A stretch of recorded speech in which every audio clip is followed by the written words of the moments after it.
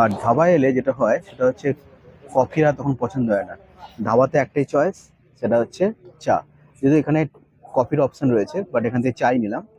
আর সম্ভবত এর দাম 10 টাকা করে। পরে ডিসক্রিপশন বক্সে দামগুলো সব দিয়ে দেবো, বা টেস্টটা করা যাক। ভীষণই গরম, দারুণ বানিয়েছি চাটা, ফাটাফাটি।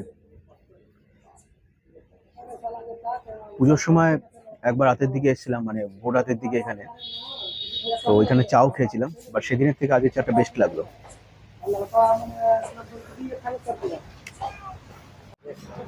তোর কেমন লাগলো? চাটা দারুণ চা। আগের দিনের তুলনায় অনেকটাই বেটার, অনেকটাই বেটার।